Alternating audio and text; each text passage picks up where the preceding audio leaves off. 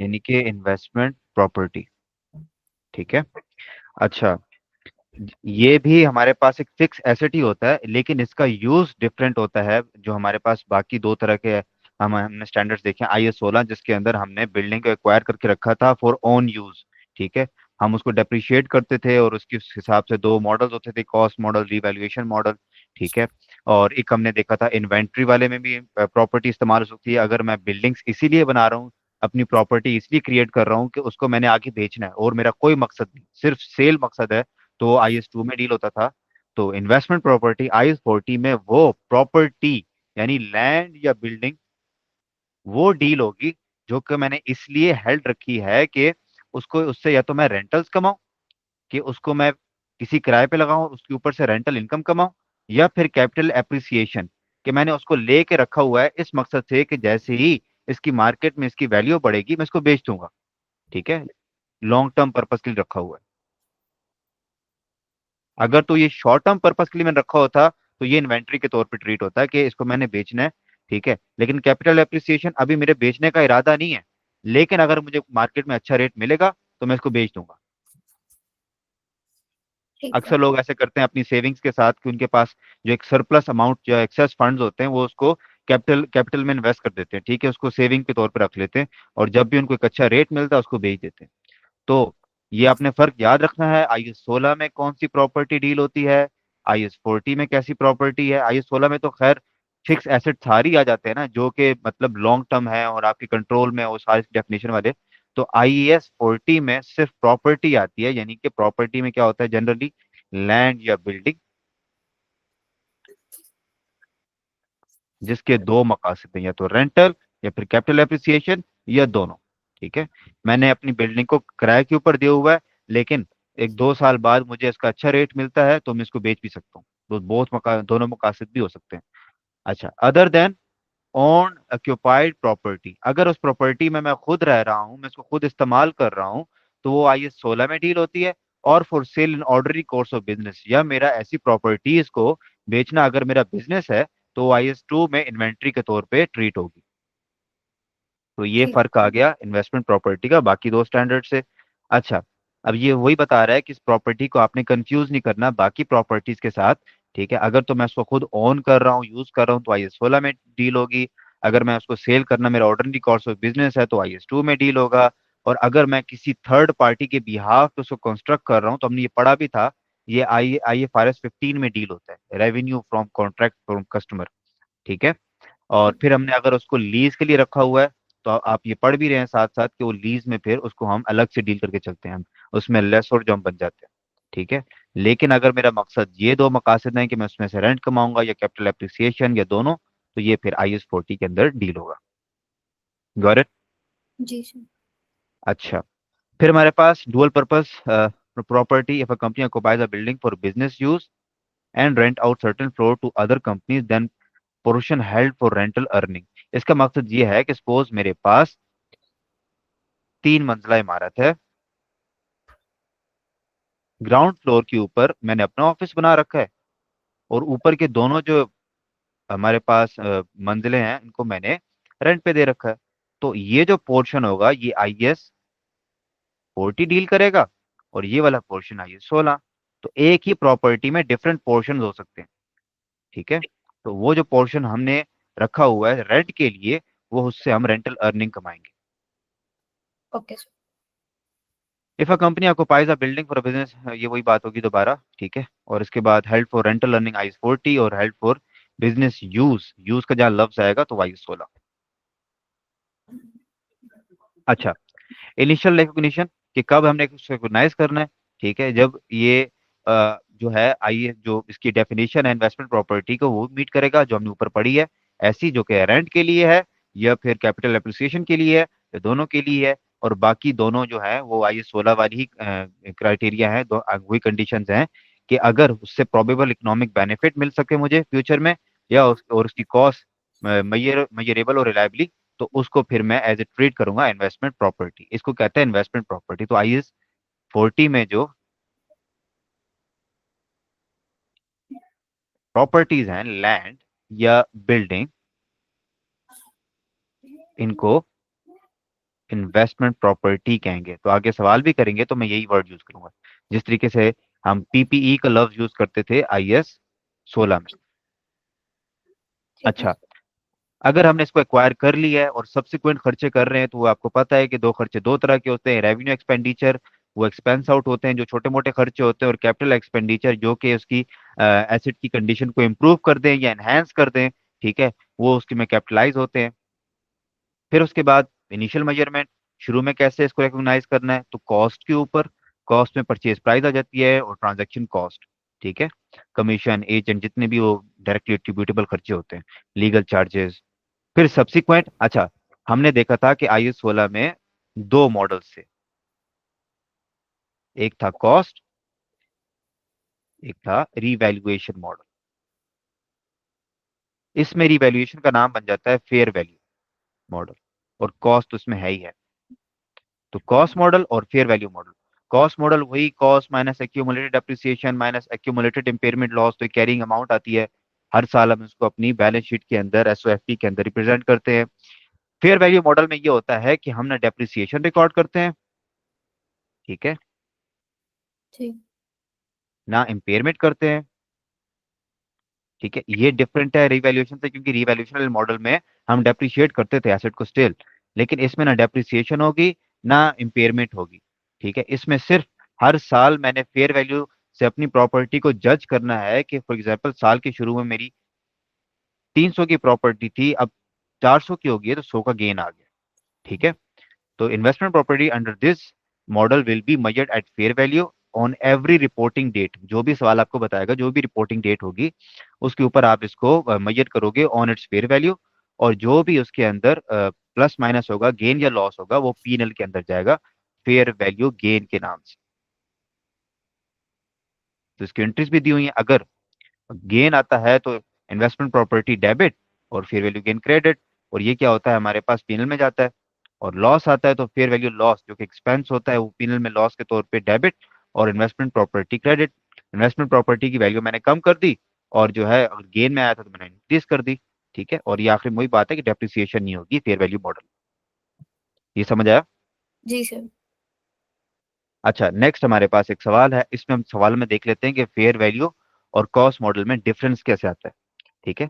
हमसे वो मांग रहा है जनरल एंट्रीज अकाउंटिंग ट्रांजैक्शन को कैसे हमने करना है, ठीक है।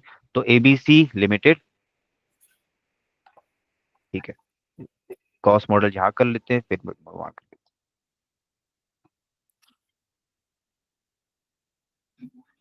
अच्छा, एबीसी ने एक्वायर की बिल्डिंग फॉर रेंटल इनकम, ये लफ्ज आपको बताएगा कि आईएस 40 में ये डील होगा, कितने हम्म। की, 2 लाख की, 1 जनवरी को, ठीक है। This property was on good condition could be use for next 10 years, ठीक है, इसकी यूजफुल लाइफ आ गई। यूजफुल लाइफ रेलेवेंट होगी जब हम कॉस्ट मॉडल यूज करेंगे। The company rent out the property on 1 मार्च, ठीक है, यानी कि 2 महीने बाद, against annual rental of 72,000 per annum, पूरे साल का रेंट है ये। The rent for the year is obtained in advance, advance में हमने रेंट ले लिया 1 मार्च 2018 को ही अपने टेनांट से, और फिर एबीसी इनकर्ड फॉलोइंग कॉस्ट, ये खर्चे हुए, ये सारे खर्चे, day to day servicing, repair, certain parts, security services, ये सारे रेवेन्यू एक्सपेंडिचर हैं, या फिर इसको हम, एक और लफ्ज भी इस्तेमाल होता है, ऑपरेटिंग एक्सपेंडिचर भी कह सकते हैं, ऑपरेटिंग एक्सपेंसेस, क्योंकि लफ्ज ये यूज होता है पीनल के अंदर। फिर हमारे पास इसकी फेयर वैल्यू दी हुई है साल के आखिर में 2,15,600, ये इस्तेमाल होगी फेयर वैल्यू मॉडल। तो सबसे पहले कॉस्ट मॉडल, मैंने खरीदा साल के शुरू में, तो 1/1/2018 को पहली एंट्री मैं करूंगा, मैं जब प्रॉपर्टी मैंने खरीदी, तो मकसद था मेरे रेस्टोरेंट पे लगाना, तो इन्वेस्टमेंट प्रॉपर्टी डेबिट 2 लाख से, और इसके अगेंस्ट कैश या बैंक या जो भी पेएबल वट एवर, वो क्रेडिट 2 लाख से। देन मैंने इसको 1 मार्च को रेंट पे लगा दिया, तो मैंने एडवांस में पेमेंट पकड़ ली, तो ये 1 मार्च को एक और एंट्री होगी, कैश डेबिट कितना साल का पूरे का मैंने उससे पकड़ लिया रेंट? 72,000। और एडवांस रेंट, ये क्या है? मेरी ऊपर लाइबिलिटी 72,000। देन क्योंकि ये कॉस्ट मॉडल है तो डेप्रिशिएट भी होगा, लेकिन ये साल पूरे में जो खर्चे हैं पहले इनको रिकॉर्ड कर लेते हैं। तो सपोज 31/12/18 की अगर मैं एंट्री करूं, तो ऑपरेटिंग एक्सपेंसेस इन सब का सम आता है 12,000। डेबिट और कैश क्रेडिट 12,000। ठीक है, नेक्स्ट ठीक। पेज पे चले जाते हैं। और साल के आखिर में मैंने जो रेंट लिया, जो मेरे पूरे साल का रेंट था वो 72,000 था, जो मैंने एडवांस में ले लिया था। लेकिन इस साल चूंकि ये प्रॉपर्टी मार्च से लेके दिसंबर 10 महीने तक रेंट पे रही, तो इस साल तो मैं वो आपका जो कॉन्सेप्ट है अक्रूवल कॉन्सेप्ट, उसके हिसाब से सिर्फ 10 10 माह का ही मैं इनकम में कन्वर्ट कर सकता हूँ। जी। बाकी जो है वो क्या कहते हैं लाइबिलिटी में ही रहेगा अगले 2 महीने तक। तो उसको मैं अगर कन्वर्ट करूँ, इसको अपनी लाइबिलिटी को कम करूँ, तो 31/12, ईयर क्या था, 18, एडवांस रेंट अपना कम करूंगा, डेबिट करूंगा लाइबिलिटी, और रेंटल इनकम इसके अगेंस्ट मैं अपने पीएनएल में लेके जाऊंगा। रेंट था 72,000 का, ठीक है, और इस महीने सिर्फ इस साल सिर्फ 10 माह ही वो रेंट पे रहा। तो 60,000 इज इफेक्टिव अमाउंट जो कि मुझे पीएनएल के अंदर चार्ज करनी है। देन आखिरी चीज, क्योंकि हम कॉस्ट मॉडल के ऊपर इसको लेके चल रहे हैं तो डेप्रिसिएशन भी होगी। तो डेप्रिसिएशन एक्सपेंस डेबिट और एक्यूमुलेटेड डेप्रिसिएशन क्रेडिट। प्रॉपर्टी थी 2 लाख की, साल के शुरू में ही हमने ले ली थी, तो ये सिंपली 20,000 का डेप्रिसिएशन एक्सपेंस हो जाएगा। तो ये हमारे पास कॉस्ट मॉडल के ऊपर था। और ओहो, चलो,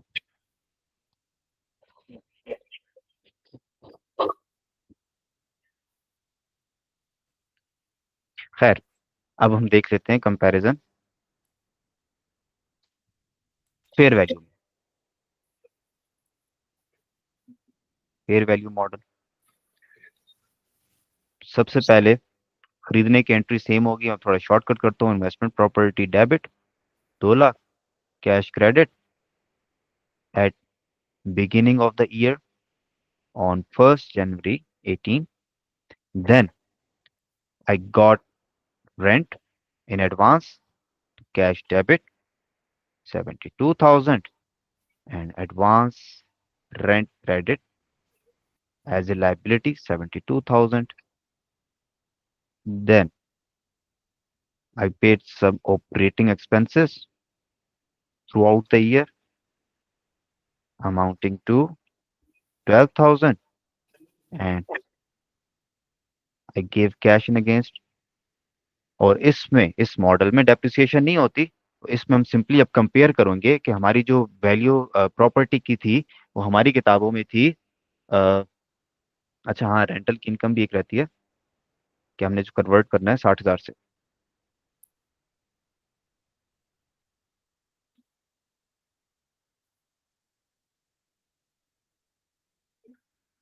एडवांस रेंट 60,000, और रेंटल इनकम इनटू पीएनएल 60,000। और अब इसमें डेप्रिसिएशन नहीं होती, तो कंपेयर करूंगा कि मेरी जो फेयर कितनी वैल्यू। फेयर वैल्यू 2 लाख मेरी किताबों में थी, और अब वो साल के आखिर में हुई पड़ी है 2 लाख। 2,15,600। तो ये जो 15,600 का गेन आ रहा है, इंक्रीज आ रहा है अमाउंट्स के अंदर, इससे मैं अपनी एक तो इन्वेस्टमेंट प्रॉपर्टी को डेबिट कर लूंगा, इसकी वैल्यू बढ़ा दूंगा, और उसके अगेंस्ट एक income fair value gain PNL में फेंक दूंगा। तो ये क्रक्स, एक बेसिक सा डिफरेंस था दोनों मॉडल्स में। ये समझ आया? जी सर। चलो। अच्छा, अब इसमें ना एक चीज होती है कि ना इस स्टैंडर्ड में ना आप देखोगे कि ना एक प्रॉपर्टी होती है, वो शुरू में किसी और स्टैंडर्ड से डील हो रही होती है, उसको हमने खरीदा एज एन इन्वेंट्री था, लेकिन बाद में ओनर क्या करता है, उसको किराए पे रखा देता है। तो वो IS 2 से IS 40 में शिफ्ट हमने कर दिया, और हमने उसको खरीदा तो इस मकसद से था कि उसको रेंट पे लगाएंगे, लेकिन बाद में यह है कि उसको शॉर्ट टर्म मैंने इन्वेंट्री के तौर पे रखा है, और अब उसको मैं बेचना चाहता हूँ। ठीक है, तो IS 2 में चला जाता है। इसी तरीके से अक्सर ये होगा कि मैंने उसको खरीदा तो इसलिए था कि मैं उसको यूज करूंगा अपने बिजनेस मकसद के लिए, लेकिन मैंने उसको रेंट के ऊपर लगा दिया। ठीक है, तो IS 60 से IS 40 में ट्रांसफर हो गई प्रॉपर्टी। इसी इसी तरह IS 40 से IS 16 में भी हो सकती है, कि अगर मैंने उसको किराए के लिए रखा था लेकिन अब उसको मैं खुद यूज कर रहा हूँ। तो इसमें ना जो ये ट्रांसफर की एंट्रीज होती है ना, ये अब आप मेरे साथ समझना। ठीक है, हम इस वक्त डील कर रहे हैं IS 40 को, तो ये जो बाकी स्टैंडर्ड्स हैं यहाँ से हम देखेंगे कि IS 40 के ऊपर क्या इम्पैक्ट पड़ता है। ठीक है, आपने IS 40 के ऊपर ध्यान देना है। अगर IS 40 में हम कॉस्ट मॉडल फॉलो कर रहे हैं, और एक प्रॉपर्टी थी जो कि मैंने शॉर्ट टर्म सेल पर्पजेस के लिए रखी थी एज एन इन्वेंट्री, और अब मैं उसको रेंट पे लगा रहा हूँ। ठीक है, तो अगर तो मैं उसको कॉस्ट मॉडल पे रखूंगा, तो जो भी उसकी एज एन इन्वेंट्री कॉस्ट थी, इन्वेंट्री कॉस्ट हो या तो कॉस्ट इटसेल्फ हो सकती है, या लोअर ऑफ NRV हो सकती है। ठीक है, जो भी उसकी किताबों में हमने अमाउंट लिखी थी, सपोज वो 100 थी, तो उसी से मैं इन्वेस्टमेंट प्रॉपर्टी डेबिट और इन्वेंट्री क्रेडिट, सिंपल। ठीक है, ठीक। जी। और अगर फिर और अगर फेयर वैल्यू मॉडल में यूज कर रहा हूँ, तो फेयर वैल्यू मॉडल में मैंने अपनी प्रॉपर्टी को रिफ्लेक्ट करना होता है कि मार्केट में उसकी क्या वैल्यू है। ठीक है, तो मैंने देखा कि मेरी किताबों में तो उस इन्वेंट्री की वैल्यू 100 ही है, लेकिन मार्केट में उसकी वैल्यू 120 है। तो मैं P&L के अंदर एक 20 का गेन फेंकूंगा, और इन्वेस्टमेंट प्रॉपर्टी को 120 से डेबिट कर लूंगा। ठीक है, ओके। और जी। अगर इसी तरीके से सिमिलरली अगर लॉस होता है, अगर मैं देखता हूँ कि किताबों में मेरी 100 की प्रॉपर्टी है ऑन डेट ऑफ ट्रांसफर, लेकिन जब मैं मार्केट पता करता हूँ तो वहां तो 80 की घूम रही थी, तो मैं उसको क्या कहते हैं कि 80 से डेबिट करूंगा, 20 का लॉस P&L में फेंकूंगा, और अपनी इन्वेंट्री 100 वाली क्रेडिट कर लूंगा। ठीक इसी है। तरह अगर मैंने IS 40 से IS 2 में जाना, ठीक है, तो अगर कॉस्ट मॉडल भी मैंने अपनी प्रॉपर्टी को रखा हुआ था, तो मैं सिंपली उसी के ऊपर जो उसकी कॉस्ट मेरी किताबों में थी, सपोज इट वाज 100, तो inventory debit investment property credit 100 से। और अगर फेयर वैल्यू पे थी, ठीक है, तो मैं लास्ट डेट के ऊपर उसको जज करूंगा कि मार्केट में क्या रेट है। तो मुझे पता चलता है कि मार्केट में we are less than 20। ठीक है, मार्केट में उसकी वैल्यू 120 है, तो मैं उसको देने से पहले एक दफा गेन रिकॉर्ड कर लूंगा, अपनी प्रॉपर्टी को भी जो इन्वेस्टमेंट प्रॉपर्टी थी क्रेडिट कर लूंगा, और इन्वेंट्री 120 से डेबिट कर लूंगा, same to same like this. और सिमिलरली अगर लॉस आता है तो इन्वेंट्री डेबिट, लॉस डेबिट, और इन्वेस्टमेंट प्रॉपर्टी क्रेडिट। ठीक है। जी सर। अच्छा, अब इसमें थोड़ा सा डिफरेंस आ सकता है, वो इस तरीके से कि IS 16 से अगर मैंने IS 40 में फेंका है, तो अगर तो कॉस्ट मॉडल दोनों फॉलो कर रहे थे, तो फिर तो जिनकी जिसकी जो किताबों में अमाउंट थी उसी से वो डेबिट क्रेडिट कर लेगा। ठीक है, अगर मैंने IS 16 से IS 40 में प्रॉपर्टी को शिफ्ट किया है, तो इन्वेस्टमेंट प्रॉपर्टी डेबिट और PPE। और इसी तरह अगर मैंने IS 40 से IS 16 में शिफ्ट किया है, तो PPE debit investment property credit. लेकिन अगर मैंने रीवैल्यूएशन मॉडल से फेयर वैल्यू मॉडल में शिफ्ट किया है, तो आपको पता है कि रीवैल्यूएशन वाला जो गेन होता है वो OCI में जाता है। जी। ठीक है, तो अगर मैंने IS 16 से IS 40 में शिफ्ट किया है, तो इसका मतलब ये है, अगर मेरी किताबों के अंदर उस प्रॉपर्टी की वैल्यू 100 थी, लेकिन ऑन डेट ऑफ ट्रांसफर मुझे पता चलता है कि मार्केट में वैल्यू उसकी 120 है, तो इसका मतलब ये है कि 20 का गेन है। तो वो तो मुझे ऑलरेडी बुक करना चाहिए था रिवैल्यूएशन के हिसाब से। ठीक है, तो इसीलिए मैं इसको ऑन डेट ऑफ ट्रांसफर 20 जो है OCI में फेंकूंगा, और इन्वेस्टमेंट प्रॉपर्टी मैं 120 से डेबिट कर लूंगा। ठीक है। और सिमिलरली लाइक दिस, अगर लॉस आता है, तो investment property reflected to market rate मैं उसको डेबिट करूंगा, और लॉस 20 का OCI के अंदर फेंकूंगा, और PP जो मेरी किताबों में था उसको क्रेडिट कर लूंगा। अच्छा, अगर मैंने IS 40 से IS 16 में जाना है, कि मैंने एक प्रॉपर्टी थी कि जो रेंट के लिए रखी हुई थी, लेकिन अब मैंने उससे अपने किराएदारों को निकाल के खुद यूज करना शुरू करना है, तो अगर तो कॉस्ट मॉडल था तो वो तो सेम ही ट्रांजैक्शन होगी, लेकिन अगर फेयर वैल्यू मॉडल था, ठीक है, तो उसके अंदर भी सेम हिसाब है, लेकिन इस बार जो गेन होगा पीनल क्यों होगा, क्योंकि इसके अंदर हमने IAS 40 से IAS 16 में जा रहे हैं। तो इसके अंदर तो IAS 40 कभी भी हम उसका जो गेन होता है वो OCI में नहीं फेंकते। ठीक है, तो अगर हम्म। इसमें गेन आया है इसका मतलब यह है कि इन्वेस्टमेंट प्रॉपर्टी मेरी अंडर वैल्यू थी। तो 20 का जो गेन आएगा वो पीएनएल में जाएगा, और फिर हम उसको सही अमाउंट से 120 से पीपीई में कन्वर्ट करेंगे। Okay sir. सर और एक सेकेंड, सिमिलरली, लास्ट स्लाइड दिखाइएगा IAS 2 वाली। हम्म, इसमें इन्वेंट्री डेबिट हुई है, ठीक है सर। ठीक है, जी। चलिए ये भी हो गया।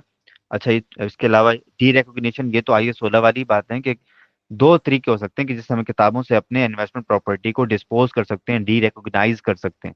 एक है कि अगर मैं उसको क्या कहते हैं डिस्पोज कर दूं, खुद बेच दूं, ठीक है, तो जो भी प्लस माइनस प्रॉफिट या लॉस होगा as compare to disposal proceed, कितने की गई है, फॉर एग्जांपल 1600 की मैंने बेची है, लेकिन मेरी किताबों में 1200 उसकी वैल्यू थी, तो ये जो 400 का डिफरेंस आया है ये मेरा गेन पीएनएल में जाएगा। ठीक है, या फिर उसकी इकोनॉमिक लाइफ यानी यूजफुल लाइफ खत्म हो जाए। ठीक है, 10 साल हमने यूजफुल लाइफ रखी थी, 10 साल खत्म हो गए, तो अब उसको किताबों से निकालना पड़ेगा। ठीक है। अच्छा, अब इनकी प्रैक्टिस कर लेते हैं, इसकी थ्योरी इतनी थी। ठीक है, मेन इसमें जो तंग करने वाली बात होती है वो ट्रांसफर की होती है। तो मैंने स्लाइड्स काफी कॉम्प्रिहेंसिव बना लिए थे, अगर आप उसको देख लोगे तो आपकी सारी थीरीज, आपकी सारी जो एंट्रीज हैं वो सामने आ जाएंगी। तो ये आपका क्या एक क्या प्लान का ही सवाल है। अच्छा, इसमें क्या कह रहा है कि हमने बतानी है वो अमाउंट जो कि आपकी स्टेटमेंट ऑफ प्रॉफिट और लॉस में जाएगी in respect of year ending 31 दिसंबर 2005। ठीक है, तो इस सवाल को देखते हैं। सबसे पहले हमने देखना है कि हमने परचेज किया बिल्डिंग को, 50 साल उसकी लाइफ थी, 10 मिलियन का 1 जनवरी 2003 को, यानी कि हमारे साल से शुरू होने से साल से 2 साल पहले। ठीक है, और हमने इस साल के बीच में 30 जून 2005 को उसको moved out of the building and rented out. इसका मतलब ये है कि ये PPE के तौर पे मैंने खरीदा था, हम्म। और अब उसको मैं इन्वेस्टमेंट प्रॉपर्टी में कन्वर्ट कर रहा हूँ। ठीक है, उसको मैंने रेंट आउट कर दिया है to third party on short term lease. Lease में भी आपने पढ़ा था कि शॉर्ट टर्म जो लीज होती है उसको आप एक्सपेंस आउट करते हो, तो लीज के वो खाते से निकल जाती है। फिर हमारे पास है Smithson company use fair value model for investment property. ठीक है, इसने खुद बता दिया है, हमने कॉस्ट मॉडल नहीं लगाना, फेयर वैल्यू मॉडल लगाना है। और इसके बाद at 30 June 2005 fair value of property was 11 million, और साल के आखिर में ये 11.5 मिलियन होगी। तो हमने नेट बताना है इनकम जो कि हमने चार्ज करना है। तो उसको सवाल को देखते हैं। सबसे पहले अगर मैं साल की बात करूं जो हमारे पास है 2005, इसका मतलब यह है कि पिछले 6 महीने ये पीपी पे पड़ा रहा, 1 January to 30 June, I guess, yes. ठीक है, इसका मतलब ये है जब ये पीपी पे था तो एक एक्सपेंस हमने निकालना है, डेप्रिसिएशन एक्सपेंस। 6 महीने ये डेप्रिशिएट हुआ, 10 मिलियन इसकी कॉस्ट थी, 50 इसकी यूजफुल लाइफ थी, 6/12, 1 लाख की एक अमाउंट आएगी, ये PNL में एज डेप्रिसिएशन एक्सपेंस चार्ज होगी। फिर ऑन 30 जून, जिस दिन हमने ट्रांसफर किया इसको,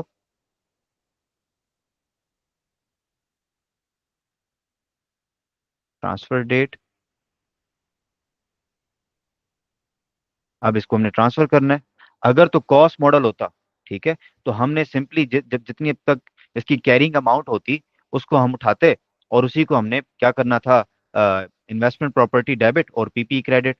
ठीक है, लेकिन वो फेयर वैल्यू मॉडल है तो उसमें हमने OCI का हिसाब किताब भी देखना पड़ेगा, क्योंकि ये IAS 16 से IAS 40 में शिफ्ट हो रहा है, तो IAS 16 वाला जो गेन होता है वो OCI में जाता है। ठीक है, जी। तो सबसे पहले मैं देखता हूँ कि मार्केट में वैल्यू क्या है 30 जून को, तो वो कह रहा है कि 11 मिलियन। ठीक है, तो इसका मतलब ये है कि इन्वेस्टमेंट प्रॉपर्टी डेबिट होगी 11 मिलियन से। ठीक है, और PPE जो मेरी बुक्स में होगा इसको कैरिंग कैरिंग अमाउंट के ऊपर मैंने निकालना है, तो 10 मिलियन इसकी अमाउंट थी, और उसमें अभी तक एक्यूमुलेटेड डेप्रिसिएशन कोई डाटा नहीं है, तो ज्यूम करते हैं कि यही जो डेप्रिसिएशन 6 महीने की है यही हमारे पास है। ठीक है। अच्छा, इसमें से वैसे हम निकाल सकते हैं, जस्ट अ सेकेंड। 6 मंथ्स की है, लास्ट 2 ईयर की कर सकते हैं। यस, तो इसको निकाल लेते हैं। 2.5 ईयर्स की डेप्रिसिएशन निकालनी पड़ेगी।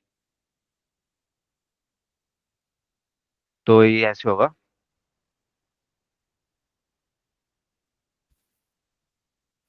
इससे आ जाएगी 1 साल की, इसको 2.5 से मल्टीप्लाई कर दो, तो just a second, 5 lakh. 5 lakh.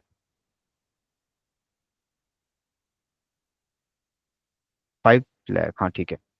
तो ये 5 लाख से जब मैं इसको लेस करूंगा, ये अमाउंट कितनी आती है?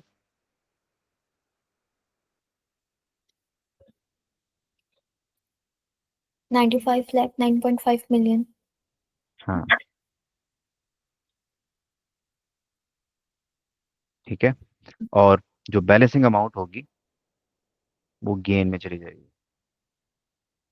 और ये पीएनएल में जाएगी। नहीं नहीं, ये ओसीए में जाएगी, क्योंकि हमने IS 16 से IS 40 में ट्रांसफर किया है। जी। तो ये तकरीबन होगी 1 पॉइंट, राइट। जी सर। तो ये इसका आंसर बनता है। अच्छा, ये आगे भी थोड़ा सा होगा, क्योंकि इसके बाद ईयर एंड भी आया है, तो हमने उसको बताना है ईयर एंड के ऊपर। ठीक है।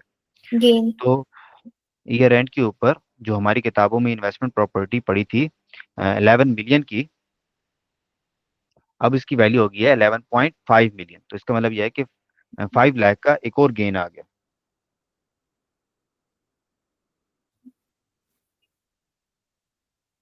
साल के आखिर में। ठीक है। जी। तो इसका मतलब यह है, अगर मैं नेट गेन निकालूं,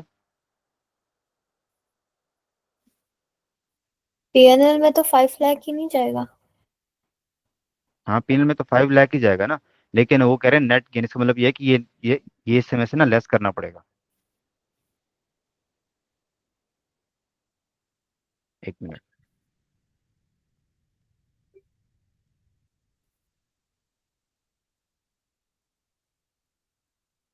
5 लाख, उसमें से 1 लाख ये भी पीएनएल में गया हुआ है ना, डेप्रिसिएशन एक्सपेंस। तो ये 4 लाख का ये जो नेट अमाउंट आई है, ये हमारे पास ये वाली अमाउंट आएगी डी। ठीक सर है। ये क्वेश्चन नहीं है। ये नहीं है, ये क्वेश्चन नहीं थे, कर ले। वही मैं देख रहा हूँ, उसके आंसर डिफरेंट है। जस्ट सेकंड, हाँ ये। अच्छा, इसमें हमारे पास वो नेट गेन पूछा इसका ना, तो इसके इसमें भी वैसे ही होगा, ये देखो। ठीक है। 5 लाख हमारे पास गेन आया, 1 लाख की डेप्रिसिएशन एक्सपेंस निकालेंगे उसमें से। ठीक है, तो नेट हमारे पास जो गेन आता है वो 4 लाख का आता है, ए। ठीक है। ओके। ठीक है। इसके बाद ये सवाल सवाल भी देख लेते हैं। इसमें हमारे पास वैसे ही सवाल है हमारे पास, लेकिन इसमें ना दो प्रॉपर्टीज है, तो दोनों देख लेते हैं। तो हमने उससे पहले इसके ना इसका डाटा आगे भी यूज होगा। हाँ, आगे भी सवाल है इसके। तो पहले ये वाला सवाल देख लेते हैं। इसमें हमारे पास प्रॉपर्टी ए का पूछ रहा है, तो प्रॉपर्टी ए समझ लेते हैं। प्रॉपर्टी ए में हमारे पास एक ऑफिस बिल्डिंग थी, जो speculate for administrative purposes at 1 April 2002। ठीक है। It had carrying amount of 2 million, और रिमेनिंग हमारे पास लाइफ थी 20 ईयर्स। ठीक है। तो 1 अक्टूबर को property was let to a third party. इसका मतलब ये है कि एडमिनिस्ट्रेटिव पर्पज के लिए थी। तो पहले ये पीपीई थी, इसको हम यूज कर रहे थे। अब हमने इसको 1 अक्टूबर को हमने थर्ड पार्टी को रेंट पे दे दिया है। तो हमारे पास इन्वेस्टमेंट प्रॉपर्टी, यानी कि IS 40 में इसको हमने कन्वर्ट किया, तो वही वाला सवाल बन जाता है ये भी। और प्रॉपर्टी की फेयर वैल्यू थी 2.3, ठीक है, ऑन 1 अक्टूबर, और 2.34 ऑन 31 मार्च 2003, यानी कि अगले साल। तो इसके बाद ये प्रॉपर्टी बी के, इसको बाद में देखते हैं, पहले हम ये वाला सवाल देख लेते हैं। तो पीपीई टू इन्वेस्टमेंट प्रॉपर्टी। ठीक है। सबसे पहले वही बात कि ये तकरीबन अप्रैल से लेके अक्टूबर 6 महीने पीपीई की अम्ब्रेला में डेप्रिशिएट हुआ। हम्म। हाँ, 2 मिलियन इसकी कैरिंग अमाउंट थी। 20 यूजफुल लाइफ और 6/12, तो 50,000 का इसने डेप्रिशिएट होना था।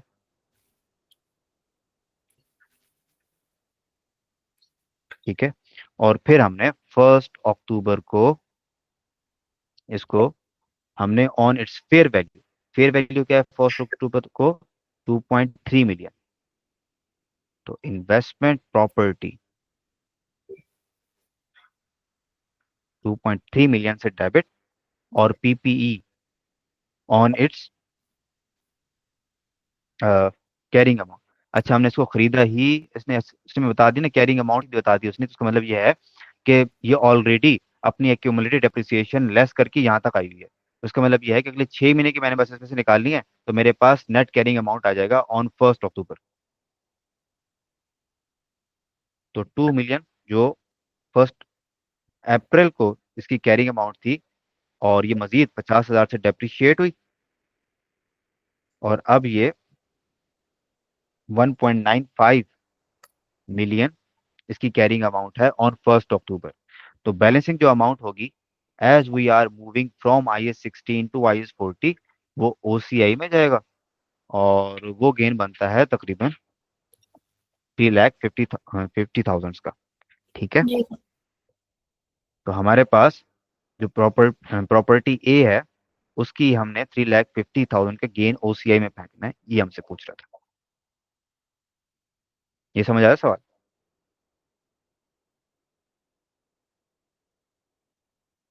Is it clear?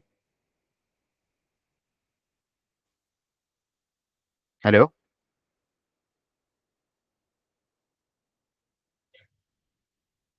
मेरी बात आ रही है?